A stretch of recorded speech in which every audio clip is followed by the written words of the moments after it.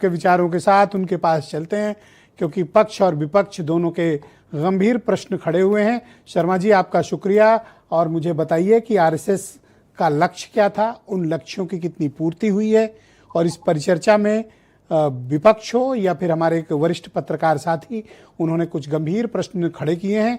मैं चाहता हूं कि उनका जवाब आप दें। सादर प्रणाम। मेरी आवाज आपको आ रही होगी इस मौके? बिल्कुल ठीक आ रही है, आप बोलें सर। आज सर्वप्रथम में देश में दो देश के लाल थे, महात्मा गांधी जी और लाल बहादुर शास्त्री जी। इनका जन्मदिवस भी है, इनकी मैं आपको शुभकामनाएं देता हूं। और आज चूंकि विजयादशमी दिवस भी है और नवरात्रि का भी अंत हुआ है, देश में शक्ति और शास्त्र की पूजन सारा समाज करता है।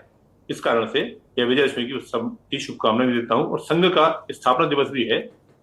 1925 में जब संघ की स्थापना 27 सितंबर को हुई थी, उस दिन विजयादशमी था।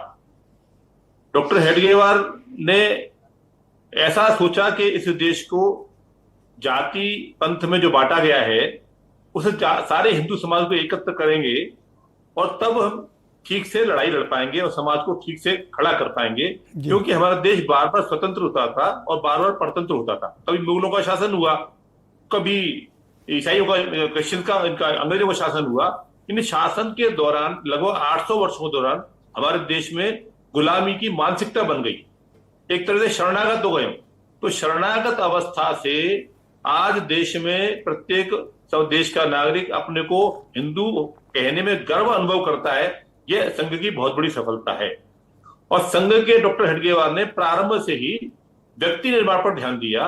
समाज से व्यक्ति को चयन करना, व्यक्ति को अपने पास शाखा पर बुलाना, शाखा पर संस्कार देना, और जिस समाज में जिस क्षेत्र में काम करना चाहता है उस क्षेत्र में उसको काम करने के लिए आजादी मिली। ऐसे लोग, अनेक लोग देश के आज समाज में काम कर रहे हैं।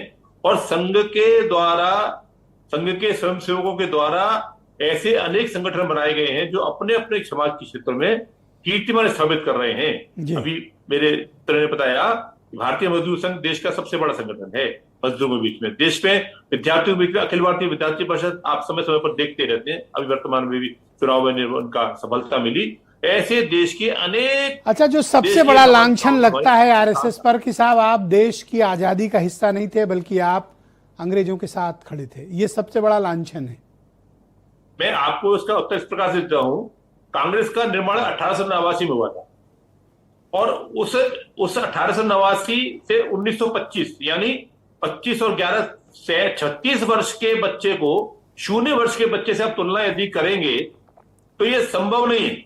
और उसके पश्चात डॉक्टर हेडगेवार स्वयं और अपनी व्यक्तिगत कैपेसिटी में जेल भी गए, और डॉक्टर परांजपे जी को संघ का दायित्व, सत्संग जला का दायित्व देकर गए।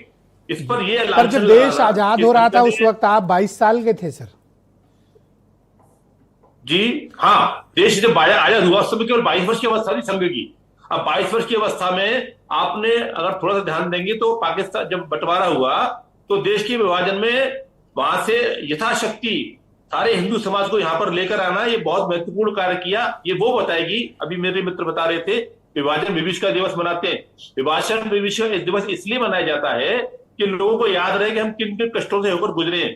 क्या आप ये मानते हैं कि आरएसएस अपने जिस जन्म काल में जिन लक्ष्यों को सेट किया वो अचीव कर लिया गया, या अभी बहुत कुछ करना बाकी है? नहीं, इसे बहुत अचीवमेंट हुआ है। देश का ऐसा परिदृश्य बन रहा है कि सारे देश की, अब सारे विश्व में हम एक अच्छे देश के रूप में स्थापित होने जा रहे हैं। तीसरी इकोनॉमी बन रही है दुनिया की। धन्यवाद शर्मा जी, कृपया हमारे साथ सर जुड़े रहिएगा। मैं दूसरे दौर की परिचर्चा शुरू कर रहा हूं और वहां भी आप